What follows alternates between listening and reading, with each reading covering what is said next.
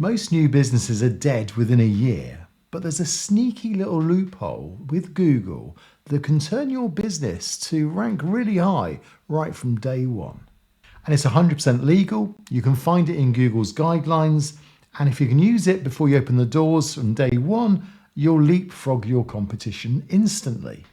I've helped dozens of business owners, and the ones that use this hack rank faster, get more leads, and never have an uphill battle against the algorithm. So today I'm going to walk you through the 5 steps to set up your business so that Google will actually want to rank it from the start. I'm also going to reveal why Coca-Cola lost millions because they ignored one of these steps. And if you want extra tips and resources that go deeper than I can in this video, then there's a link down below in the description where you can sign up and get those tips to your inbox. So if you're starting a business or thinking of rebranding, this is going to save you years of frustration. So let's start at step 1, and by the end of this, you'll know exactly how to build your brand, your business name, so you're going to rank in Google faster. And at this stage, it's crucial to begin with a blank canvas. So there are 3 essential tools that I would use at this stage with the blank canvas. Number 1, Google Trends. So Google Trends, this tool helps you validate your business ideas by analysing trends over the past 5 years. I'd look at that. For instance, if Netflix was starting today, they'd likely focus on an online platform rather than when they first started, they were focusing on VHS, Betamax shops and video rentals. So understanding your customers' preferences is key. And Coca-Cola learned the hard way on this, as I'll explain in a moment. So consider questions like, should a travel agency operate as a physical shop or online? Well, look at Google Trends. What currently is trending, and you could then incorporate into your model, into your new business idea.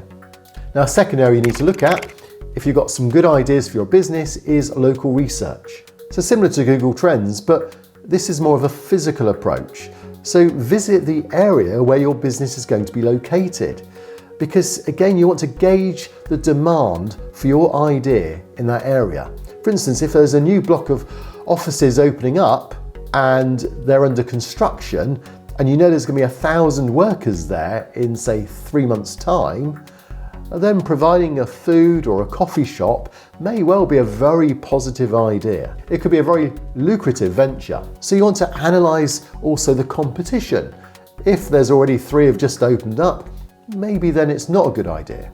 Is the market saturated for your ideas in the area you're about to open up? Or could you carve out a niche where there's perhaps an area that's not really been carved into before? The third area is the competition analysis you need to perform. And this is just about assessing the market, determining if it's saturated, exploring opportunities for specialisation in a less competitive area maybe. And combining these 3 approaches will help you validate your business idea. And if you've got 2 or 3 business ideas, one should stand out above the others. That's the one then to consider going with. So all this is known as really idea validation. Point number 1. And your business idea should truly excite you if you're going to make it your business for the coming years ahead.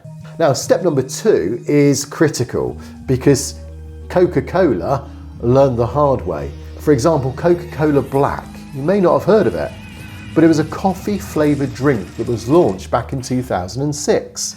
And despite substantial marketing efforts and millions of pounds spent on marketing it, it failed to gain traction. And Coca-Cola neglected a fundamental, basic aspect that every business should prioritise. Interesting, it wasn't keyword research, a practice that I'll address in a moment. In fact, the keyword research was relatively new in 2006, as you can see here on this website. The websites were pretty basic in those days. So what was the crucial element that Coca-Cola overlooked? Well, they overlooked the basics of product development. They hadn't considered tailoring a product that suited their customers. And how do you determine that? Well, you start off with number 2, market research. They hadn't really checked their market. They just made an assumption that being Coca-Cola, they'd be successful. As a result, they failed to grasp an understanding of what their customers really wanted. And 2 years later, they just pulled the plug on the whole idea. It had failed, and it cost them millions. Now, the next 3 steps all evolve around one key element, and it's branding. And step 3 in particular stands out as arguably the most crucial, especially in light of that loophole that I mentioned earlier on. And I would consider this step as the heart of the whole process of getting this right. And you can rely on some free tools that are going to help you to do this too. And this is about understanding the keywords that your customers are using to search for your products or your services. What are they consistently using?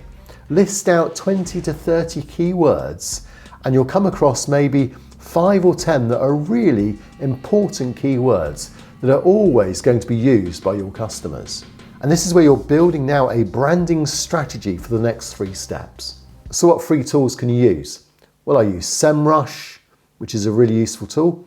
Links will be down below. Answer the Public, again, gives you some ideas as to the keywords that are being really searched by real people from real data. And also Google Keyword Planner. Now that's used to help people with adverts on Google, but again, it gives you all the information you need about what people are using and how often these keywords are used by your types of customers. Now, warning here, you don't want to skip this step if you aim to maximize lead generation in the following 2 steps. So this step is crucial. Number 3, keyword research. You're searching for a balance between what drives traffic and is relevant to your business. Now we'll move on to step number 4, and this is where the fun really begins. But before we do that, let's just recap to make sure we know where we're at. So number 1, we validated the idea. Number 2, we've identified the gap in the market. Number 3, we know the keywords that customers are using. Real customers, real keywords. So what's the fun part? This is where most businesses need to be. This is where I wanted to get those businesses that I consulted with. This is the point if we could turn back the clock, this is where we want them to be. The point of designing the brand, and having those keywords in mind. And this is where you can implement the loophole. So this is how it works. One of the biggest ranking factors is having keywords in your business title. Everyone wants to capitalize on this, but when they've established a business, changing a business name isn't straightforward. If the keywords aren't registered to your business, if they're not in the name, if they're not in the logo, if they're not in the tagline, if they're not on the website, then eventually, if someone notices you're using keywords, which is a massive factor in ranking terms as far as Google profiles are concerned, if someone notices you're using a keyword in your business title, they can report it, they can flag it, and often then it will be removed from your business. And that will then affect your ranking, it will affect your trust, and in some cases it could mean you even get suspended. And this is because it's violating Google's guidelines. But this is where the loophole comes in. You see, if you go through those guidelines, you'll notice that there is something you can do from step 3. So step 3, we've got some great keywords. So then think of how could you add those keywords to your brand and your business so that then you follow the guidelines. See, the guidelines say this: accurately represent your business name. Your name should reflect your business real-world name as used consistently on your shopfront, website, stationery, and as is known to customers. So as you can see, if you could get back to that stage, or if you're starting a brand new business, you're at that stage, now's the time to use those keywords. So legally register your business name and get your brand designed and get your website and your business cards added. And you now know this is going to immediately help you get found because you've already proven those keywords are being searched for by customers. And businesses that are ranking at the top of Google generally have some of those keywords in, and they don't get reported because they've already registered the business. It's an accurate description of their business. They can prove that those keywords are in their business name. This is something quite new. It's something that's been a loophole for a while, and you can take advantage of it if you've got a new business in the making. So there's one final step, and this one is also just as crucial, step number 5. And this is all about how you register the business with Google. You need to make sure you register it the correct way with Google now you've got your business ready to go. It's incredibly simple to do, but very easy to get wrong.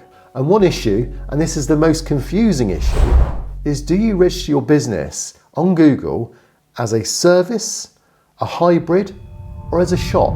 Well, if you're not sure, then you need to watch how I register businesses, and it's on this video here. So I'll see you on that next video, and all the best with your new business.